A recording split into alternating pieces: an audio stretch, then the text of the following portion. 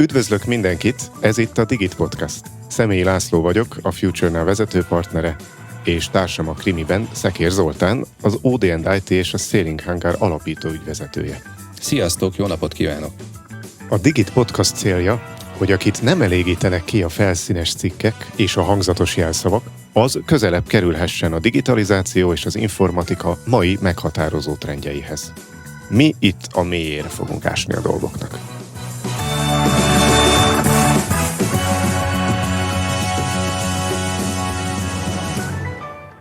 Üdvözlök minden kedves hallgatót, dr. Dávid Péter vagyok, mesterséges intelligencia szakjogász ügyvéd. Itt van velem műsorvezető partnerem, Szekér Zoltán, és bemutatom kedves vendégünket, Marsi Tamást, a Nemzeti Kiberbiztonsági Intézet főosztályvezetőjét. A mai adásunk nagy figyelmet igényel, hiszen a műfaji és nyilvánossági határok miatt egy igen vékony mezsgyén mozgunk. Kibervédelmi támadás a világ teljes táján gyakorlatilag több mint 190 országban található napi szinten. Tulajdonképpen azért ez is egy kockázat, nem? Hogy hogyan kezeljük ezeket a kockázatokat? Hogyne? Hát a kockázat, mivel te is biztos tanultál Muha tanár úrtól, kockázat arányos védelemmel. Ugye? Aki ezt nem tudta, az nullás. Az még egyes csak kapott. És egyébként a tanár Muha Lajosnak igaza van, ezúton is puszíjuk, és igazából az a lényeg, mi az, amit meg kell védeni. Ha az elromlik, akkor az mekkora kárt okoz. Erről beszélgetünk. És bizony a különböző rendszereknek a kockázat, a kitettsége, a kiberkitettsége folyamatosan nő. Mindenki szereti, ha mindenhonnan elérhetők a dolgai, ha jól működnek ezek a dolgok, ezek komplex, nagy rendszerek, vállalatirányítási, automatizálási rendszerek, amikbe ha elüt a krak, akkor bezár a bazár. Hát azért mostan a tavalyi év csodálatos iskola példája volt annak, hogy milyen óriási hatása van a kiberincidenseknek, mire? A profitra. Ha bezár az autógyár, most nem akarom mondani, hogy melyik, de egy állat ugrik az elején, vagy a... Tigris, köszönöm. Puma. Vagy nem jön a sör le a párlóból, fogalmam sincs, hogy csinálják a sört. És én mindig azt szoktam mondani, hogy és ezek ugye kibertámadás, hogyha bezár a bazár pár napról beszélünk, tehát az egész éves termelésnek 5% alatti részére, akkor nagyon nagy esély van rá, hogy az az éve annak a vállalatnak dobós lesz, mínuszos lesz. a vállalat lesz dobós. Képzeljétek el, hogy egy legújabb kimutatásban, ha 7 napig nem fér hozzá a vállalat az adataihoz, akkor 1 éven belül csődbe megy. Ezt mutatják a kutatások. Tehát erre van a legnagyobb esély. Erre van a legnagyobb esély. Tehát Ez durva. Nem dobós az éve, hanem hogyha 7 napig nem fér hozzá az adatokhoz, akkor konkrétan előfordul az, hogy 1 éven belül csődbe megy a vállalat. Nyilván egy nagyobb vállalat könnyebben túlél, mert több a tartaléka, meg nagyobb talán a reputációja, meg az is lehet, hogy valaki még lát benne fantáziát és tesz bele még tőkét, a kisebb vállalatoknál valószínűleg még rosszabb az arány, mint ahogy te mondod. Igen, és nem. Mégpedig azért, mert hogy a hírnévromlás az okozhat exponenciálisan egy sokkal nagyobb dominó elvet. Tehát, hogy tehát, hogy itt van ez a Ugró Tigris cég. Az Ugró Tigris cég mondjuk prémium szektorba gyárt. Nem egy napi szintű autó gördül le minden nap a gyártósorról. De hogyha ez olyan típusú támadást kapott volna, ami mondjuk érinti a belső rendszerét is az autónak, ezt értsük jól, áthallásosan. Akárhogy lehet ezt érteni. Hiszen megtámadták a céget, te nem tudod, hogy azokhoz a szoftverekhez hozzányúltak, vagy annál a beszállítónál, mert ugye az értékláncon végig is tud menni. Tehát ugye logikailag, és most bocsánat, téged szeretnélek ám kérdezni, de hogy a NIS 2-nek az egyik lényeg az pont az lenne, hogy a beszállítói oldalról érkező támadásokat, amik szintén megerősödtek 70%, azokat valahogy lehessen védeni. De mit láttok ti? Tehát ez hogy alakul? Vagy hogy alakulnak a kockázatok? Mi az, amikor tudtok beszélni cégekkel? Vagy hogyan teszitek közzé cégeknek azt, hogy van kockázat? Ez nagyon sok kérdés. Tudom, szándékosan. Mi hozzánk a cégek incidenst jelentenek. Ez Nekik van. ez a dolguk. És ugye bejelentik az incidenst a szervezetek, ugye ők, a végszervezet, a beszállítói lánc ritkán jelenti incidenst. Nyilván, hogyha egy ügyfélről beszélünk, aki az NK ügyfele, tehát NIS 2 hatály alá tartozik, akkor potenciálisan az NK ügyfele, kivéve a katonák, akkor ugye el lehet kezdeni vele beszélgetni, hogyha kér segítséget, ad információt, akkor el lehet kezdeni feltárni az egész dolgot. Ilyen jellegű statisztikát egyébként, hogy mennyi jött a beszállítói láncból, direktben nem vezetünk.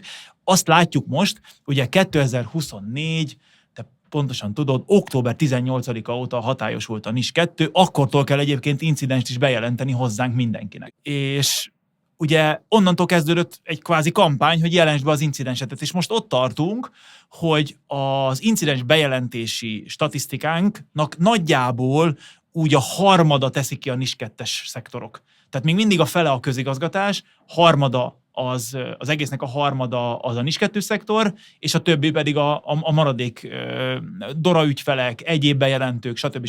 Tehát ez folyamatosan nőni fog. Már szerintem ez is egyébként jó. Én arra számítottam egyébként, hogy ennél lassabban fog nőni, de már most van egy rálátásunk erre, hogy elég sok NIS 2-es szektorba tartozó ügyfél jelent be. Pont ma kaptam egy SMS-t egy közös ismerősünktől, akinek a nevét nem mondom el, hogy történt egy incidens, hogy mit csinálja, hogy jelentse, mit tudom, micsoda. Tehát már elkezdődött ez az egész dolog, hogy igenis elkezdik bejelenteni az incidenseket. De hogy csökkenti az NKI a kockázatot? Ugye erre vonatkozott az eredeti kérdésed. Az NKI-nak igazából a kockázat csökkentő tevékenysége az a megelőzésnek a serkentésében rejlik. Ez nem kifejezetten incidens kezelés, ez inkább awareness. Amiben egyébként szeretjük is azt gondolni, hogy nem is vagyunk olyan rettenetesen rosszak. Mert például, hogyha van valami óriási nagy gubanc, például most a múlt héten volt egy, akkor megszórjuk a teljes ügyfélkör, hogy gyerekek, figyeljetek már oda, mert úgy tűnik, hogy van valami nagyobb gubanc. És egyébként aktív visszajelzéseket adnak az ügyfelek arról, hogy igen, ők ezeket a biztonsági réseket bezárták, és nyilván ezzel aktívan tudod csökkenteni az incidens bekövetkezésének az esélyét. De vannak ennél célzottabb információk is, például, hogyha látjuk azt, hogy nagy tömegben CTI, tehát ez a threat intelből jön valami olyan információ, ami nagyon egy szektor vagy egy cég irányába mutat, akkor szektor cég specifikusan is figyelmeztetjük őket, hogy figyelj, már itt találtunk egy pár olyan e-mail címet a neten, amit nem biztos, hogy jó, ha ott van, csináljatok vele valamit. És akkor már ezzel is ugye csináljuk. Tehát van egy ilyen kis proaktivitás is ebben az egészben, de valójában, és ez nem szokott tetszeni az embereknek, valójában mindenki a saját kockázatáért felelős. Mindenki a saját incidenskezelési képességét kell, hogy megteremtse. Az egyébként szerintem egy nagyon-nagyon jó támasz, hogy az NKI incidenskezelési, incidens kivizsgálási potenciálja a teljes NIS 2-es szektor mögött térítésmentesen ott van, nyilván az NKI kapacitásának erejéig. Csináltatok a NIS 2-re egy elképesztően jó összefoglaló Excel leíratot, úgymond. Hatóságosok kollégák munkáját dicséri. Igen, de muszáj megdicsérnem őket, mert nagyon azt gondolom, hogy ebből a szempontból ez zseniális. Tehát, hogyha valaki valamihez szeretne nyúlni, akkor az a ti weboldalotokon meg fogja találni azokat a kérdésekre, azokat a válaszokat, amihez nyúlhat. Én szeretem azt gondolni, és most ezt nem kiprovokáltam, hanem te magadtól mondtad, én szeretem azt gondolni, hogy ez nki.gov.hu Magyarország kiberbiztonsági portáljainak egyike. Mind a hírek, mind a háttéranyagot, segédanyagok, különböző trendekre való felhívások tekintetében. Úgy is próbáljuk meg egyébként rendezni az oldalt, azért még van tér a fejlődésre, nem mondom, hogy nincs, hogy tényleg egy ilyen híraggregátum, híroldal, egyedi hírek, információk gyorsan elérhetők legyenek, friss tartalmak, ezeket is folyamatosan egyébként aktualizálják a kollégák, ez nem véletlen. Ezért is dicsértem. Tehát, hogy... Ebben sok munka van, köszönjük. Látható valami trend az incidens bejelentésekben, nem csak számosságát tekintve, hanem például ransomware, vagy valami egyéb típusú olyan incidens, ami kifejezetten mondjuk kiugró. Igazából évek óta nincs új a nap alatt. Hogyha elolvassatok az ENISA-nak a threat reportját, akkor nagyjából hasonló adatokat látunk mi is. Phishing, ransomware, ezek a menő dolgok. Bocsánat, ugye az ENISA-sok DDoS találtak nagyon sokat. Ugye a DDoS az egy olyan incidens, hogy így most az nem tudod, hogy most akkor, hogyha 10 perc DDoS. De nehéz a DDoS-szal mit kezdeni, de mondjuk ha a DDoS levesszük a statisztikából, meg vagy bejelenti, vagy nem, lehet, hogy észre se veszi, hogy doszolták az oldalát, akkor phishing, ransomware, ezek a legmenőbb, legtöbbet bejelentett incidensek, még mind a mai napig is, amit a cégek jelentenek, ezzel van a legtöbb dolog. És hát ezek egyre jobbak. Ez a védekezés, támadás, ugye ez mindig egy ilyen érdekes kérdés, ugye, hogy ez az AI, ez mit hozott? Szerintem az AI megkerülhetetlen szereplő, mind a védekezési, mind a támadási oldalon. Támadó oldalról a legveszélyesebb még mindig jelenleg az, hogy sokkal könnyebb, jó minőségű támadást előállítani, personalizált személyre szabott támadást előállítani. Mindig szoktam mondani, kérdezem a hallgatóktól, meg a nézőközönségtől, hogy vajon honnan tudják a hackerek az adatainkat? Tőletek is megkérdezem, az Zoli biztos tudja, mert már hallotta tőlem 100-szor, hát tőlünk. És ugye, hát mi kiírjuk a netre. És hát így ezt csináljuk, megosztjuk az életünket, és az AI sokkal hamarabb begyűjti. Sőt, már képet is értelmez rólunk, hogy ha nem írjuk ki, hogy mi szeretjük a kis cicás videókat, elképzelhető, hogy az AI kideríti a képről kideríti. Fú, múltkor hallottam egy nagyon félelmetes statisztikát, hogy egy nagy keresőmotor, vajon melyiknek a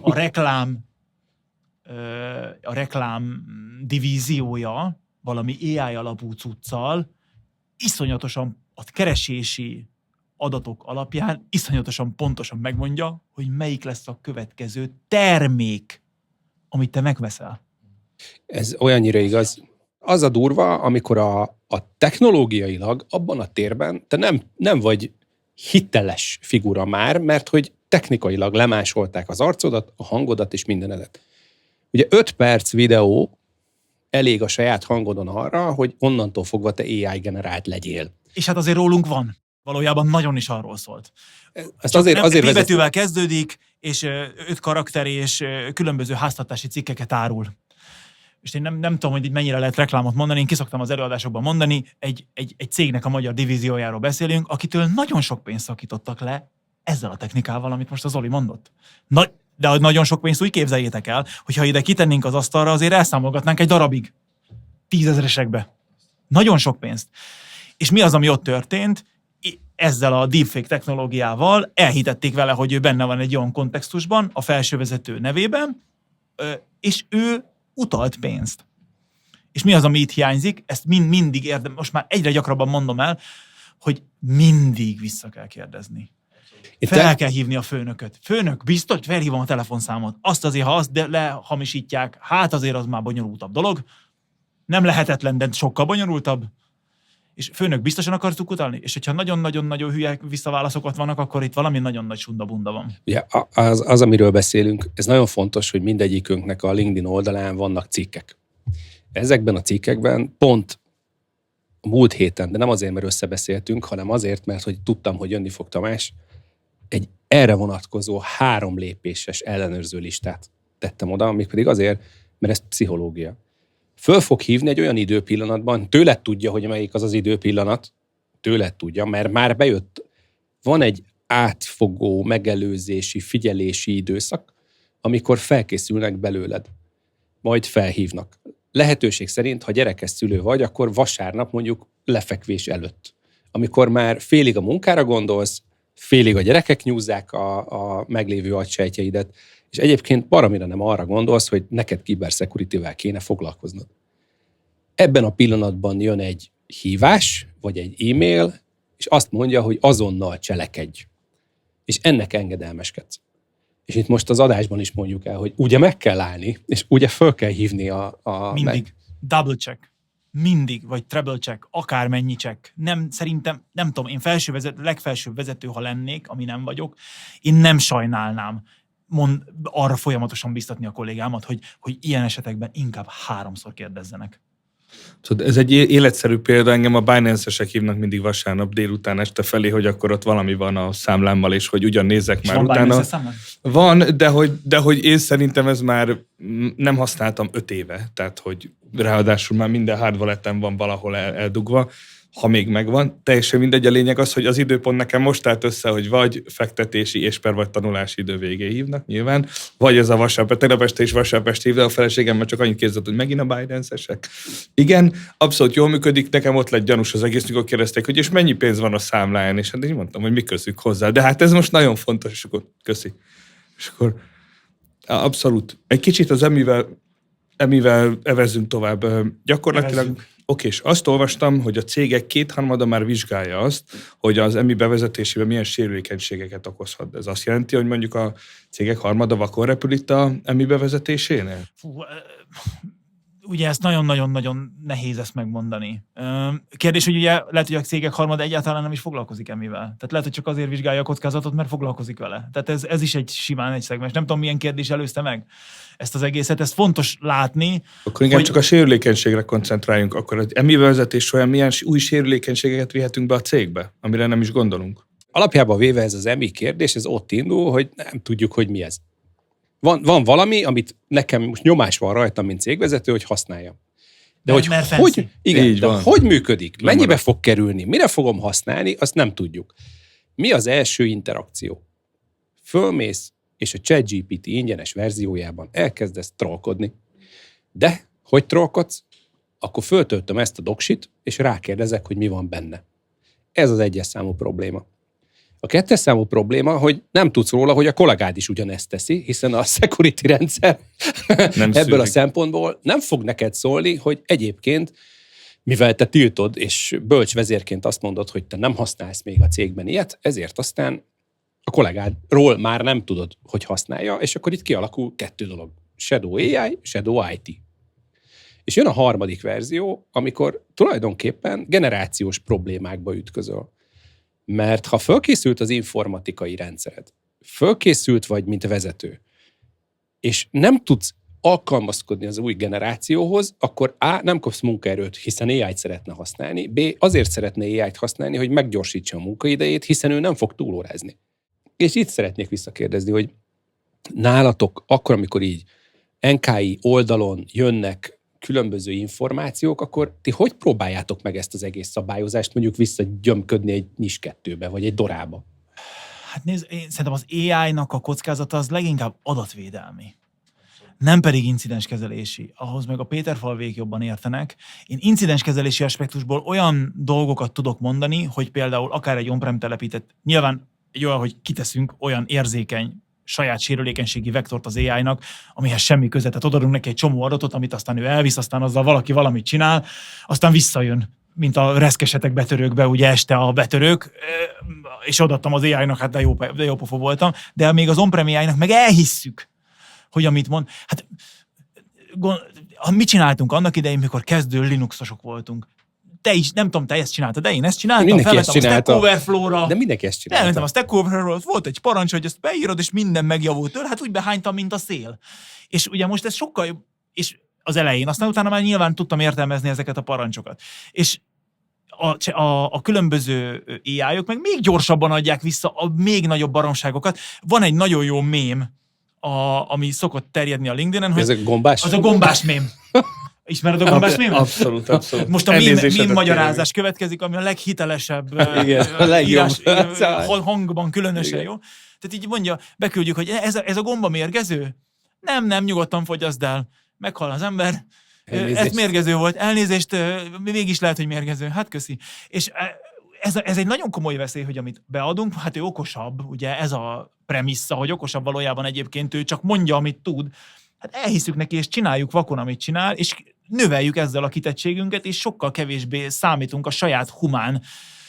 Hát most ez nagyon hülyén fog hangzani ilyen mérnöki műsorba, de az intuíciónkra. Azért a kiberbiztonságnak van ilyen intuíciószerű, ez nem stimmel. Tehát ez hányszor jön a kiberbiztonságba elő, mikor ilyen van, hogy ez így leírva papíron nagyon frankó, de valamiért mégse stimmel. És bocs, aki már 10 éve van benne, azért nagyon sok találata van ezzel. Így van. Tehát, hogy itt nagyon fontos, ez, amit mondtál. Régen a programozók, azok volt olyan, hogy könyvelők voltak, és a saját munkájukat akarták meggyorsítani, és ezért programozni tanultak. De értették a programozást.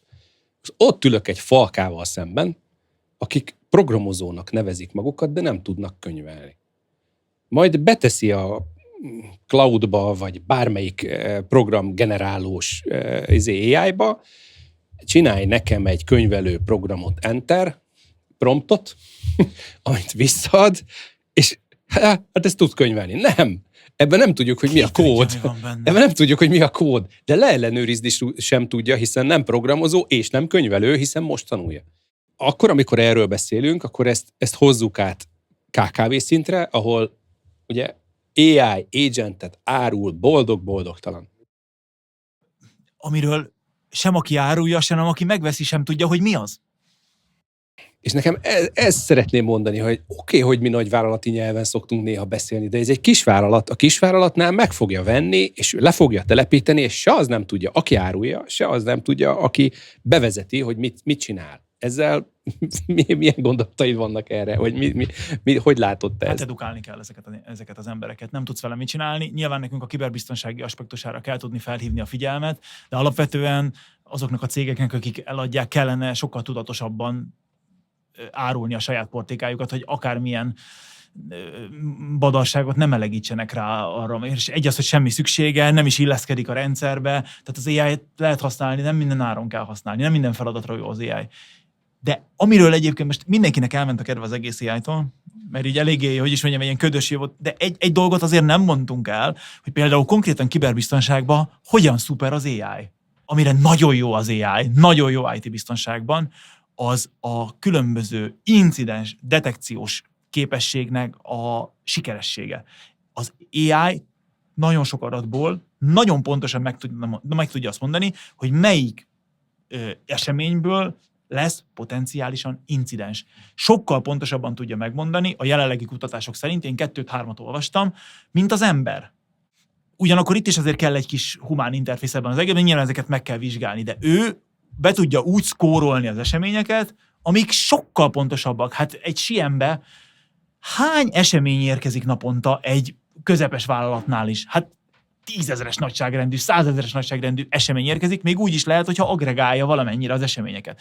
Hát ezeket azért szakanaliszt legyen a talpán, aki egyesével átnézze, erre ráengeded az AI-t, megtanulja a saját struktúrátokat, mi az, ami erre meg arra, meg nyilván egy threat intelből húz rá egy alapbázist, és onnantól kezdve az első szintű analizálást, vagy a 0-1 szintű analizálást nagyon jól fogja, nem azt mondtam, hogy kiváltsa, mert én nem szeretnék ilyet mondani, mert az ember kelleni fog, pont amit az előbb beszéltünk amiatt, de nagyon-nagyon fogja segíteni a dolgunkat. És sokkal pontosabb. Tehát ilyen 99%-os pontosságokat olvasgattam, 98%-os pontosságokat, és az embernek a pontossága ennél alatta van, tehát 90% körül van. Hát meg a monotonitás. Tehát, hogy egy idő után minden nap nem tudod azt a mennyiségű logot értelmesen befogadva átnézni és visszaadni hiba nélkül, amit egy gép nyilván ezért van. Én voltam éjszakás incidenskezelő a NK karrierem első évében. Nem mondom, hogy kidobott idő volt, mert nagyon sokat tanultam a bejelentett incidensekből, meg a gyors reagálásból, meg ugye megéreztem az egésznek a szagát. Viszont ebben azért valóban, hogyha az ember ezt, mondjuk én 1 évig csináltam, én nem égtem ki benne, de mondjuk 5 év alatt el tudom képzelni, hogy az ember már azt mondja, hogy lehet, hogy inkább elmenne valami, mezőgazdasági munkát. Bárhova, igen. Én itt hadd fogjam meg egy pillanatra, mert mindig visszatérünk ugyanahoz a problémához. Na. Egy csomó mindent megcsinál helyettünk az AI. Te intuíciónak nevezted, én mondjuk kritikus gondolkodásnak hívnám. Hát lehet, hogy ugyanaz. Gyakorlatilag ahhoz, hogy te ezt megérezd, tudd, hogy ő jót írt, nem írt jót, ahhoz kell, hogy legyen neked egy szakmai gyakorlatod. Te is most említetted, 1 évig ezt csináltál, gyakorlatilag fát vágtál, de rendkívül jó, olyan szakmai tudást szedtél magadra, ami alapján most már az AI-t le tudod ellenőrizni. De hogyha mindent kiváltunk az AI-jal, akkor hogyan lesznek olyan emberek, akiknek lesz olyan szakmai tapasztalatuk, akik ezt vissza tudják ellenőrizni? Bátorítani kell őket a kíváncsiságra.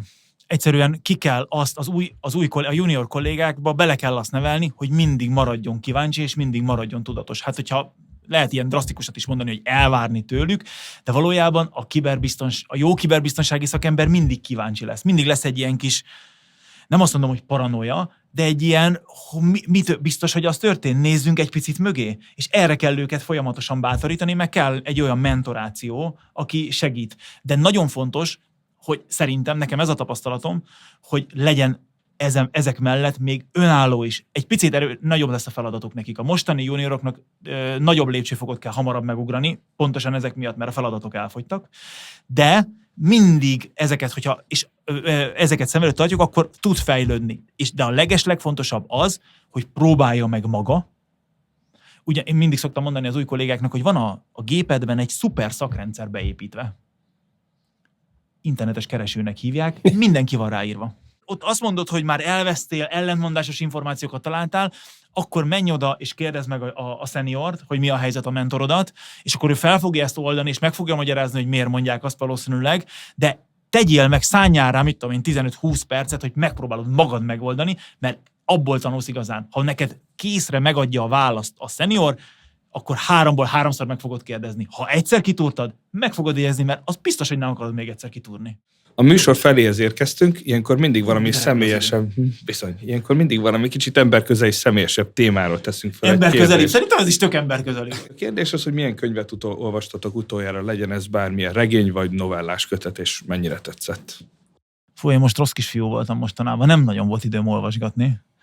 Egy pszichológiai témájú könyvet olvastam, aminek volt vagy 4-5 olyan gondolatisága, amit érdemes lehet az embernek magával vinnie. És az új Dan Brown regény még ott van a polcon, de még nem jutottam el odáig, pedig ez igazi kikapcsolódás, tehát az nyilván nem azt várom tőle, hogy egy krasznahorkai mélységig leszaladjunk. Péter? Labda vissza a feladónak. Értem, én mostanában az Európai Uniós Adatvédelmi Testületnek olvastam az omnibuszát, hogy egy kis szakmai... Kedves egészségedre! Köszönöm szépen. Ez hasonlóan fontos ugye az AI-ek miatt, de hogy megnyugtassak, nekem is a következő a polcon, az most a Dan Brown titka vagy titok, valami ilyesmi, nem szép reklám. Kék. Ennyit tudok mondani. Igen, a férfiaknak 8 szint látnak, igen, szép kék. Kék, valami. Igen, kék. valami. Beszéljünk a jövőről. Tegyünk fel egy igazán pozitív jövőképet, megbarátkozunk az EMI-vel, az EMI-vel való együttérés szakmai szabályai kialakulnak, nem kell attól félni, hogy átver minket, hogy halucinál, hogy kibertámadásra fogják felhasználni. Ez a kérdésem, hogy akkor a szakma mivel fog foglalkozni. Szerinted a kibervédelem hova fog fejlődni? Milyen újfajta támadások várhatók? Én nem tudom, nem leszek tudományos. De én mélyen hiszek abban, hogy igazi, valódi kreativitást azt az emberek tudnak csak csinálni. És hát akár hiszitek, akár nem, a kiberbiztonság egy valódi kreativitást igénylő munka. Valódi kreativitást igényel. Tehát én is hallottam ezeket a cikkeket, biztos, hogy ti is olvastátok, hogy zero day-eket úgy találgatnak az AI-ok, hogy tök szuper zero day-eket talál. De meg fogják találni az összes olyan alacsonyan függő zero day-t, ami elérhető, és akkor utána jönnek a buherátorok, meg a nagyon komoly, kreatív, kvázi lángelmék, vagy lángelmék, akik annyira kicsavarják a különböző fuzzingokat, hogy arra az AI egészen biztos, hogy nem gondolt. És ezeket a sérülékenységeket már csak ezek az arcok fogják szerintem megtalálni. Most az offenzív oldalt, hogyha nézzük, a defenzív oldalt, meg szerintem nagyon fontos az, hogy a döntést azt kihozza. Hogy végül a döntést bizonyos szint fölött, hogyha azt is átadjuk az EMI-nek, akkor tényleg lehet, hogy mehetünk zuhanyozni, foci nyelven szólva, de valójában akkor is egy ember lesz érte a felelős. Tehát ezt a döntési szintet szerintem nem fogják egy ideig legalábbis kiadni a védekező oldalon sem. Nagyon jó lesz egyébként ez a világ. Az, hogy támadásra nem fogják használni az AI-t, hát én azt nem biztos, hogy elhiszem. De. Márhogy fogják használni. Fogják használni. Nem, ezt igen. Tehát ez a hacker, az a szerviz, ez szerintem simán működik. Ezt én ebben én se hiszek, akkor egyet is értünk ebben. Ez a hasonló. Igen, mert hát ugye hiába be van az összes nagy GenAI-nak programozva, hogy rossz célokra ne használ, de hát egy az, hogy vannak olyan prompt sablonok, amivel ki lehet egy picit játszani, 2, meg vannak olyan modellek, amiken meg ezt a kontrollt kiszedik. Főleg, hogyha egy open source cucc, és az open source-ba bele van építve, akkor azt meg simán felteszed magadnak, és ezt egyszerűen nem teszed bele. Ezt a részt. Azt akkor meg simán válaszol arra, hogy lehet a legjobb phishing levelet írni. De egyébként még mindig működik, én múltkor próbáltam, még mindig működik, hogy hogyan lehet a legjobb phishing levelet írni. Hát ezt nem szabad, hát ezt... De én tudós vagyok, és mondd meg. Hát igen, pontosan ezen a módon, hogy de én védekezni akarok ellene. Igen. Mi az a legjobb, amit keresni kell, hogy én tudjak ellene védekezni, azért már akkor ad a tippeket. Ami lehet, hogy nem csinálja készre a választ, mint mit tudom én egy évvel ezelőtt, de azért még mindig nagyon jó inspirációs forrást. Úgy gondolom, mennyi fért a mai adásunkban. Köszönjük szépen, Tamás, hogy beugrottál a Digit Podcast stúdiójába.